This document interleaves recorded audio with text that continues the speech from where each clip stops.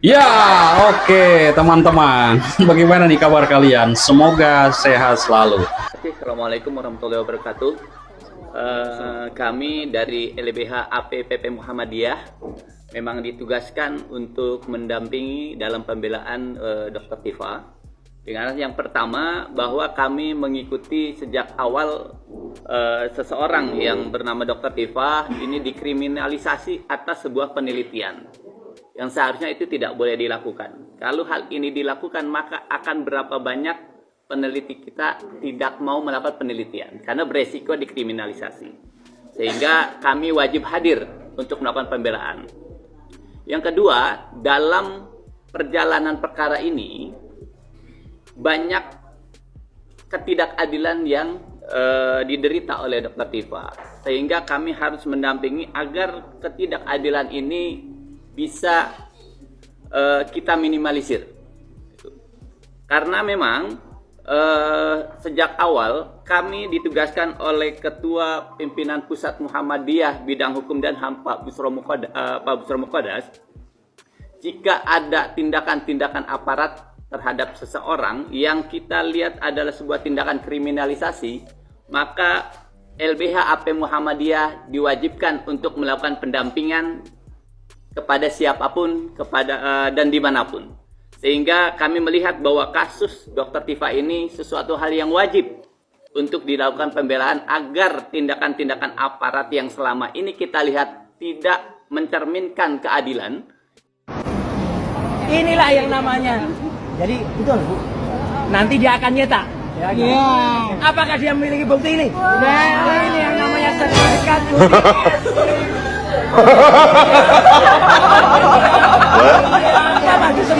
Saya sudah sembunyikan informasi. Jadi betul Bu. Nanti dia akan nyetak.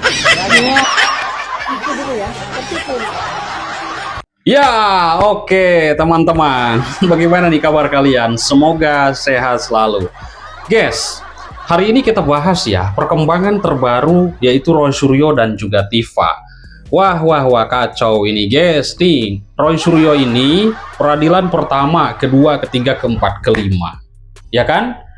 Saya tahulah, pasti posisi publik sudah mengharap sekali, sebenarnya sudah ingin polemik ini berakhir. Betul gak ya? Ya, oke. Publik ingin tahu benar atau tidaknya tuduhan ijazah palsu dan juga buktinya ada atau tidak. Kalau ada, ya tunjukkanlah cepat Roy di persidangan. Publik menunggu nih. Aduh, gimana nih ya? Roy Suryo ini seolah-olah mempermainkan hukum dan ingin bebas dari jerat hukum. Begitu. Jangan kita eksplor Pak Jokowi segitu dalam. Mengenai bukti ratusan, ya kalau sudah cukup hanya 2-3 ya, Bud, ya selesai. Kami sesuai dengan judul ya. Ya, oh judul. Kalau judul berarti Bu Tifa dan Pak Roy, kan gitu kan? Jadi kalau bicara masalah, tadi saya sepakat keyakinan kayak kan nanti kan hanya hakim yang memimpin jalannya persidangan. Kan gitu. Jadi kalau ditanya ya yang harusnya kita bahas hari ini adalah dikatakan sama beliau-beliau ini adalah palsu, maka dia harus buktikan kepalsuannya, bukan sebaliknya. Jadi saya mau mencoba memberikan angle bahwa ini yang diperiksa ini adalah Ibu Tifa dan Pak Roy, bukan yang Kalau lain. itu memang asli harus dibuktikan keasliannya. Pasti. UGM tidak pernah menunjukkan fisik atau fotokopi. UGM Nah, selalu nanti saya bisa tunjukin pernyataan Ibu Ova. Padahal ijazah itu asli adalah pembuktian mata, bukan pembuktian telinga. tapi saya tidak mau membahas karena ini bahwa kami liar kenapa saya nggak mau membahas Bulannya karena semakin yang liar. sidang ini Nah, itu bukan fakta. Pak Roy, bukan Pak UGM Jokowi tidak pernah gitu loh. menunjukkan fisiknya. Bukan. Saya Saya tanya ke Pak Yanto. Jadi Sebenarnya masalahnya itu bukan hanya ijazah. apa lagi? Sebentar. Bukan masalah ijazah. Ijazah itu hanya satu. Tapi kami minta pertanggungjawaban dari 709 dokumen itu yang ada itu. Itu kan mendukung ijazah itu kan bukan tiba-tiba ada. Kan ada proses. Ya kan? Dengan dikumpulkannya 709 bukti surat dan sebagainya, disitulah akan kita challenge.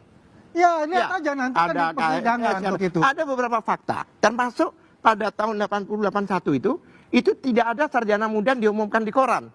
Tapi ini ada. Ya. Di koran, dan korannya lagi yang bahasa Jawa itu yang seharusnya poso menjadi puasa.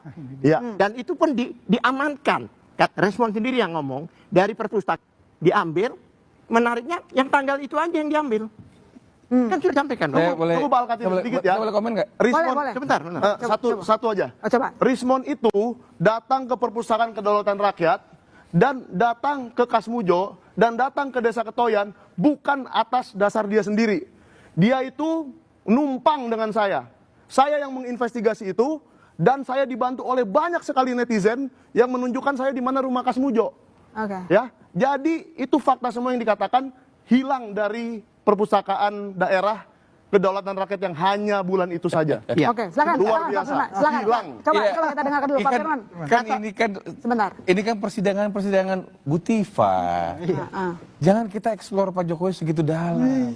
Mengenai bukti ratusan, ya kalau sudah cukup hanya 2-3 ya, ya selesai. Kami sesuai dengan judul ya. Ya, oh judul. Kalau judul berarti Bu Tifa dan Pak Menanti Roy, kan Jokowi gitu di kan? sidang. Jadi kalau bicara masalah, tadi saya sepakat keyakinan kayak kan nanti kan hanya hakim yang memimpin jalannya persidangan. Yang- Kan gitu. Jadi kalau ditanya ya yang harusnya kita bahas hari ini adalah dikatakan sama beliau-beliau ini adalah palsu, maka dia harus buktikan kepalsuannya. Bukan sebaliknya. Jadi saya mau mencoba memberikan angle Kalau bahwa ahli harus ini dibuktikan yang diperiksa keahliannya ini juga. adalah Ibu Tifa dan Bukan Pak cuma Roy, itu. bukan yang Kalau itu lain. memang asli harus dibuktikan keahliannya. Pasti. UGM tidak pernah menunjukkan fisik atau fotokopi. UGM Nah, udah selalu nanti saya narasi. bisa tunjukin pernyataan Ibu Ova. Padahal ijazah itu Ijazah asli. itu adalah pembuktian mata, bukan pembuktian telinga. tapi saya tidak Selalu mau membahas karena mengarahkan bahwa semakin kami liar membuat bolanya. ijazah. Kenapa saya nggak mau membahas? Bolanya Karena semakin yang liar. sidang ini Nah, itu benar fakta. sama Pak Roy, bukan Pak UGM Jokowi tidak pernah gitu loh. menunjukkan fisiknya. Bukan. Soal ini coba saya tanya ke Pak Arianto. Jadi menurut Pak Arianto sendiri, begini, Pak. dalil fitnah dan pencemaran nama atas dasar tudingan ijazah Nah, ya kan? Publik ingin tahu benar-benar tuduhan ini palsu atau tidak dan juga buktinya mana. Ya, kalau ada cepatlah Pak Roy tunjukkan di persidangan pokok perkara. Kalau tidak ada, ya sudahlah, jangan diulang-ulang. Jadi, yang ditunggu publik ini sebenarnya sangat sederhana. Masuklah ke pokok perkara, masuklah ke pembuktian. Di situ ada banyak saksi, hadapkan ahli di situ, bukalah dokumennya, lalu uji semuanya di depan hakim. Karena hanya di situ tuduhan bisa terjawab secara hukum, bukan di media sosial. Konferensi pers Roy Suryo ini ya membuat video, wah ini. Tetapi pembuktian itu di persidangan pokok perkara. Ya, masalahnya sampai sekarang yang lebih banyak kita lihat justru bukan pembuktian pokok perkara di sini. Kita bisa melihat ya, yang lebih banyak kita lihat adalah perang prosedur. Podcast Roy Suryo ini berkutat terus di peradilan. Lah. Ya, Dokter Tifa berkutat di eksepsi. Waduh. Semua itu memang hak, betul tidak? Tapi kan publik juga berhak bertanya di sini. Kalau memang yakin punya bukti, kenapa tidak segera dong masuk ke pembuktian? Wah kacau ini ya. Jadi kita lihat perkembangan terbarunya itu malah tambah parah. Peradilan kedua, ketiga, keempat, kelima. Ada pencekalan. Wah, parah ini ya. Roy Suryo ini seolah-olah mempermainkan hukum, guys. Makanya di peradilan, permohonan peradilan ke berapa ya, itu ditolak ya, untuk meminta ganti rugi. Ngapain Roy Suryo ini? Katanya seorang ilmuwan, peneliti ijazah Pak Jokowi, tapi tidak mau proses berlanjut ke pokok perkara. Seolah-olah dialah tim mereka lah yang mengulur-ngulur waktu, bukan dari tim Pak Jokowi. Tapi Roy Suryo, Tifa, CS semuanya yang mengulur-ngulur waktu karena ketakutan juga. Karena Pak Jokowi mau hadir di persidangan ya. Hakim di sini kan menilai pra-peradilan itu tidak boleh dipakai untuk menunda pemeriksaan pokok perkara. Hakim melihat permohonan yang diajukan satu persatu setelah perkara pokok dilimpahkan bisa dipandang sebagai penyalahgunaan prosedur hukum. Ini keras ya kan? Dan ini penting karena hakim tidak sekedar menolak permohonan. Hakim juga membaca pola. Setelah itu muncul lagi Roy Suryo peradilan yang keempat. Pencegahan, pencekalan. Parah ini memang.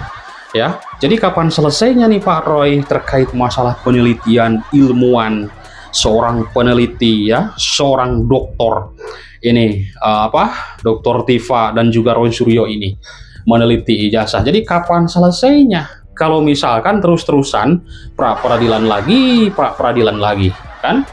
Publik di sini Pak Roy sangat menantikan bagaimana penelitian yang disebutkan Anda itu 99,9% ijazah Pak Jokowi palsu. Menurut Anda dan Tifa dan seluruh CS-CS Anda. Tapi sekarang kok belum ada lagi, malah manuver rapid berjilid-jilid, bahkan nanti sampai 100 kali ya. Lebih parah, jadi kita menyimaknya, Roy ini seorang peneliti atau bukan? Tifa ini seorang ilmuwan atau bukan? Kan begitu tanggapan publik juga. Karena kalau mereka punya bukti, cepatlah ke pokok perkara, sidang, nanti Pak Jokowi datang, benarkah Tifa punya 2000 pertanyaan di situ? Ya, ditanyakan, kan begitu. Ya, jadi akan berakhir polemik masalah ini. Lah, sekarang kok malah apa lagi nih Prapid yang kelima? Nanti ke-6, ke-7, ke-10 ngapain? Ya. Ini Roy, aduh gimana Pak Roy? Malah saya melihat di sini Roy ini banyak sekali masalahnya. Sekarang itu dilaporkan terkait dengan gelar doktornya, ya, dipermasalahkan. Nggak malu ini, dan juga minta ganti rugi ya. Sudah jelas-jelas jadi tersangka. Betul tidak? Wajar kalau ditangkap juga sih, ya kan? Dan gak layak ditangguhkan lagi lah juga penahanannya kan seperti itu. Lihat kelakuannya sampai sekarang tidak berubah sama sekali ya, tetap memojokkan Pak Jokowi meskipun sudah jadi tersangka. Ini sebenarnya publik ini sudah sangat-sangat murka sekali terhadap Roy Suryo yang selama ini kok bikin gaduh begitu, ya kan? Pra-peradilan lagi. Semakin ngelunjak juga ini tingkahnya. Jadi mungkin kegedean mulut ya. Katanya seorang ilmuwan, peneliti 99,9%, yang 0,1%-nya kemana? Berarti masih ragu, makanya Prapid berjilid-jilid.